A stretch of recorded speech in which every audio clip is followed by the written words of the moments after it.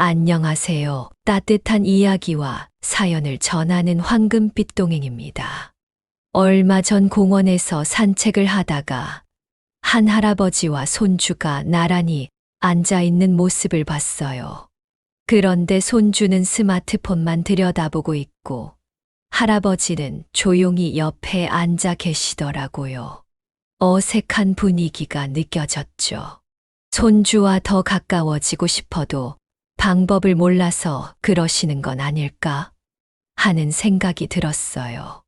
어릴 땐 그렇게 품에 안기던 손주가 어느 순간부터 멀어진 것 같아 서운한 적 있으시죠? 요즘 아이들은 스마트폰, 게임, 유튜브에 익숙해서 어르신들과 대화가 줄어들기 쉽지만 방법만 알면 다시 가까워질 수 있어요.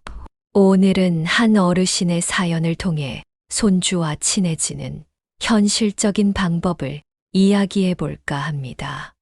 그럼 사연 속으로 들어가 볼까요? 안녕하세요. 저는 올해 70세 된 최영찬입니다. 저에게는 10살 된 손자가 있어요.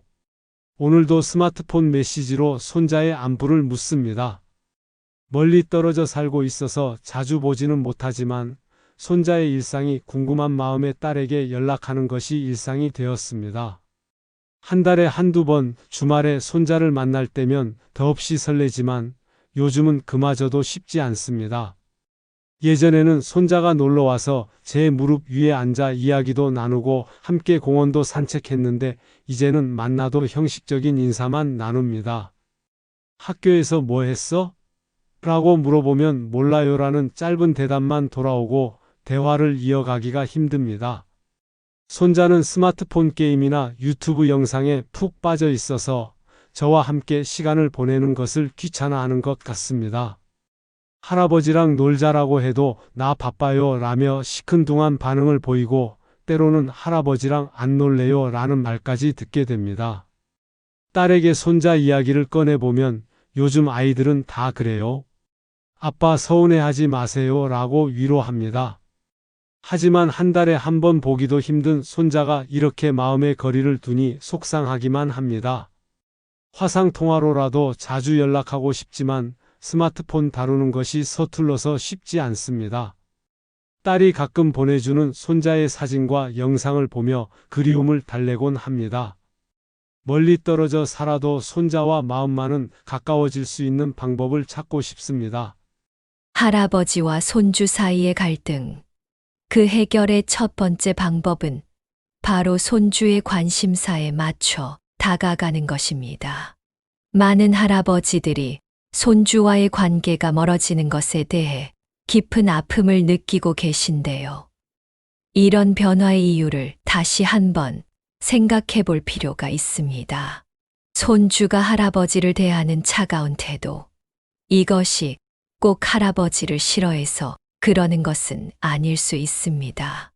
아이들은 성장하면서 자연스럽게 관심사가 변화하고 새로운 것들에 눈을 뜨게 됩니다.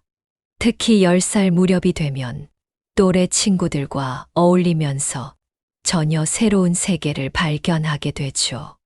이런 변화는 매우 자연스러운 현상입니다. 예전에는 할아버지와 함께 노는 것이 가장 즐거웠던 아이가 이제는 친구들과 게임을 하거나 유튜브를 보는 것에 더 흥미를 느끼게 되는 것이죠. 이것은 결코 할아버지에 대한 사랑이 줄어들었다는 의미가 아닙니다. 그렇다면 이런 상황에서 우리는 어떻게 해야 할까요?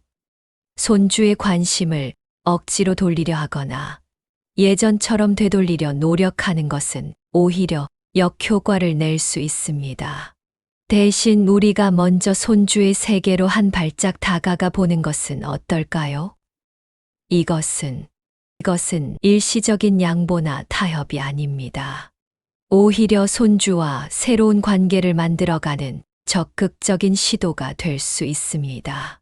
손주의 관심사를 이해하고 그들의 눈높이에서 소통하려 노력할 때 자연스럽게 세대 간의 벽도 허물어질 수 있을 것입니다.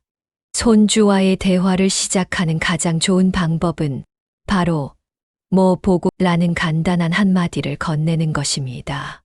이는 단순해 보이지만 손주의 세계로 들어가는 첫 번째 열쇠가 될 수 있습니다. 특히 스마트폰을 보고 있는 손주에게 이렇게 관심을 보이는 것은 매우 효과적인 대화의 시작점이 됩니다. 예를 들어 손주가 요즘 초등학생들 사이에서 가장 인기 있는 미스터 비스트 영상을 보고 있다면 이 유튜버는 뭘 하는 사람이야? 재미있는 도전을 많이 하네 라고 물어보세요. 처음에는 의외라는 듯이 쳐다볼 수도 있지만 대부분의 아이들은 자신이 좋아하는 콘텐츠에 대해 어른들이 관심을 보이면 무척 신이 납니다. 미스터 비스트가 하는 신기한 도전들이나 어려운 사람들을 도와주는 감동적인 기부 이야기들을 설명하면서 자연스럽게 할아버지와의 대화가 이어질 수 있습니다. 또는 손주가 브롤스타즈 같은 게임을 하고 있다면 이 게임은 어떻게 하는 거야? 캐릭터들이 참 독특하게 생겼네. 관심을 보이세요. 할아버지가 직접 게임을 해보려고 노력하는 모습을 보이는 것도 좋은 방법입니다. 비록 서툴게 캐릭터를 조작하더라도 손주는 할아버지에게 각 캐릭터의 특수 능력이나 게임 모드를 설명해 주면서 선생님이 된 것처럼 뿌듯함을 느낄 수 있습니다. 이런 작은 관심은 단순한 질문 이상의 의미를 가집니다. 할아버지가 손주의 관심사를 이해하려 노력한다는 것을 보여주는 중요한 시그널이 되며 이를 통해 세대 간의 벽을 허물어 갈 수 있습니다. 이런 과정에서 자연스럽게 웃음이 오가고 대화가 이어지면서 소소하지만 의미 있는 추억이 만들어질 수 있습니다. 손주와의 효과적인 대화를 위한 두 번째 해결 방법은 바로 공감하는 대화법을 사용하는 것입니다. 많은 할아버지들이 학교에서 뭐 라는 일상적인 질문을 던지지만 대부분 그냥요 또는 몰라요 라는 짧은 대답만 돌아오곤 합니다. 이는 질문이 너무 포괄적이고 일반적이어서 아이들이 어떤 이야기를 해야 할지 혼란스러워하기 때문입니다. 대신 오늘 학교에서 제일 웃긴 일이 뭐야?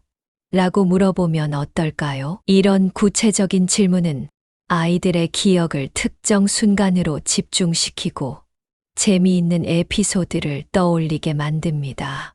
친구들이랑 재밌는 일 없었어? 질문도 좋습니다.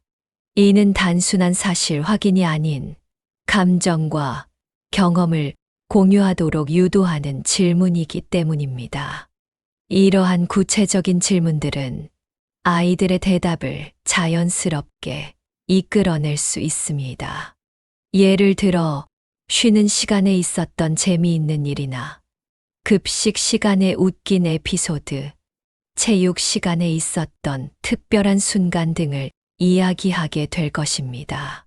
무엇보다 이런 질문들은 손주에게 할아버지가 단순히 형식적인 대화가 아닌 정말로 자신의 일상에 관심이 있다는 것을 보여줄 수 있습니다. 재미있는 일을 묻는 질문은 대화의 분위기도 한결 밝고 즐겁게 만들어주어 손주가 더욱 편안하게 이야기를 나눌 수 있게 도와줍니다. 손주와의 대화를 이끌어내는 또 다른 효과적인 방법은 할아버지가 먼저 자신의 어린 시절 이야기를 들려주는 것입니다. 할아버지도 내 나이 때는 이런 일이 있었어. 10살 때였을 거야. 그때는 지금처럼 스마트폰도 없고 TV도 흑백이었단다. 학교가 끝나면 집에 가방만 두고 동네 친구들이랑 놀러 나갔지. 우리 동네에는 큰 느티나무가 있었는데 그 나무 아래가 우리들의 아지트였어. 친구들이랑 구슬치기를 많이 했는데 땅바닥에 동그라미를 그리고 그 안에 구슬을 넣어두고 차례대로 구슬을 튕겨서 맞추는 거였어. 내가 동네에서 구슬치기 왕이었다고. 딱지치기도 재미있었어. 그리고 여름이면 냇가에 가서 물놀이를 했어. 겨울에는 눈이 오면 동네 뒷산에 가서 썰매를 탔단다. 내가 10살 때는 이렇게 놀았는데 요즘 아이들은 어떻게 노는지 궁금하구나. 너는 친구들이랑 주로 어떻게 노니? 라며 시작하는 추억 이야기는 손주의 호기심을 자연스럽게 자극할 수 있습니다. 이런 방식의 대화는 단순한 추억 공유를 넘어서 손주에게 할아버지도 한때 자신과 같은 나이였다는 것을 깨닫게 해줍니다. 이를 통해 손주는 더 친근감을 느끼게 되고 자연스럽게 자신의 이야기도 하게 될 것입니다. 무엇보다 할아버지의 어린 시절 이야기는 손주에게 새로운 세상을 보여주는 창문이 될 수 있습니다.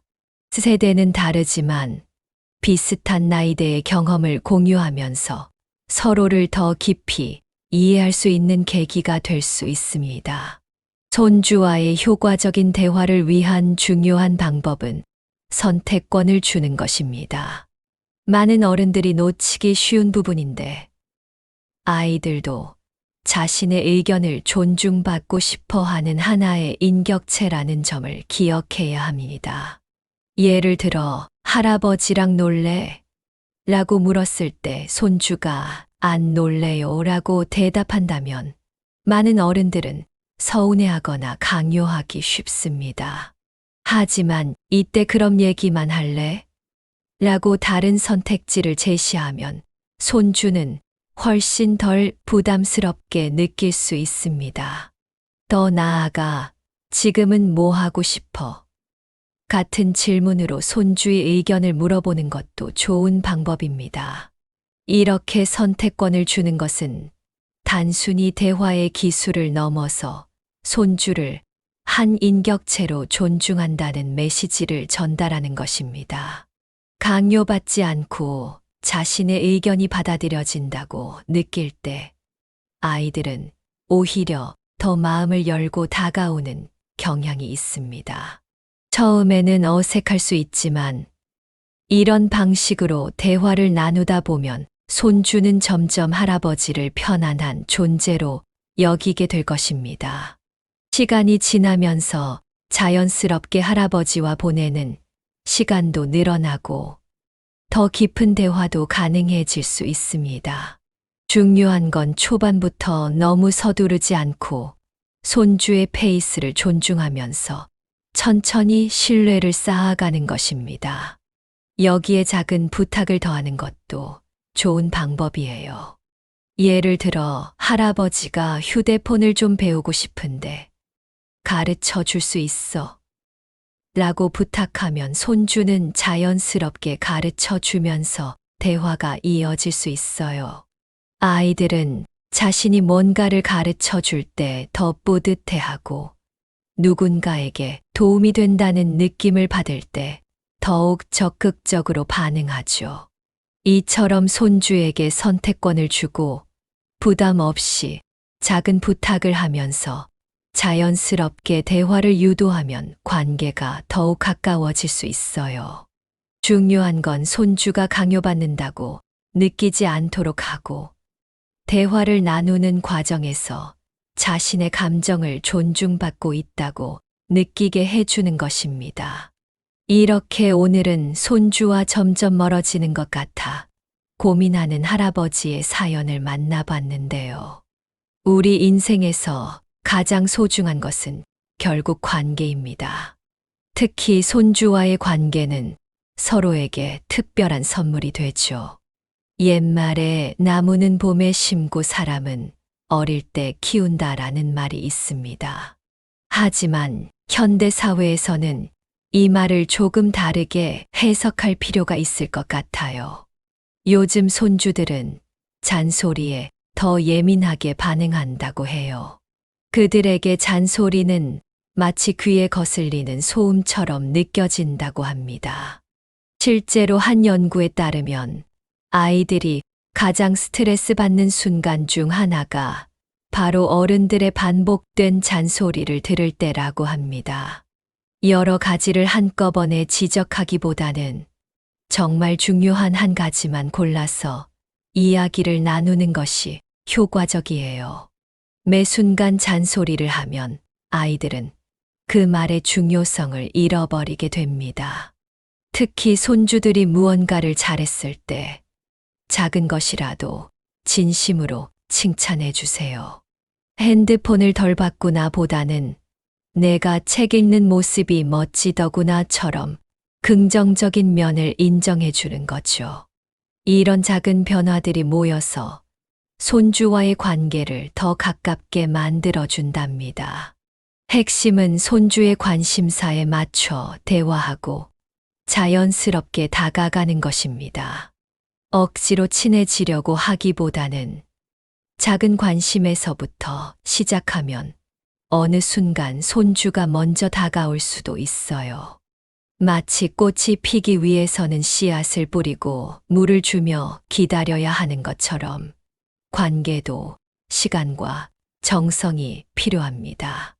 요즘 아이들은 우리가 살았던 시대와는 많이 다른 환경에서 자라고 있죠. 하지만 마음으로 통하는 정은 시대가 바뀌어도 변함없습니다. 손주에게 우리의 경험을 일방적으로 전달하려 하기보다는 그들의 세상을 이해하려 노력하는 것이 먼저일 것 같네요. 작은 관심과 이해가 쌓이다 보면 세대 간의 벽도 자연스럽게 허물어질 수 있을 거예요.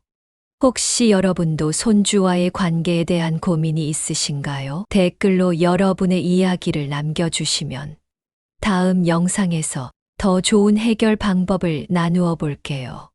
오늘도 우리 모두 가족과의 소중한 인연을 더 깊이 있게 가꿔나가는 하루가 되었으면 좋겠습니다. 여러분의 소중한 이야기와 댓글로 더욱 풍성해지는 황금빛 동행입니다.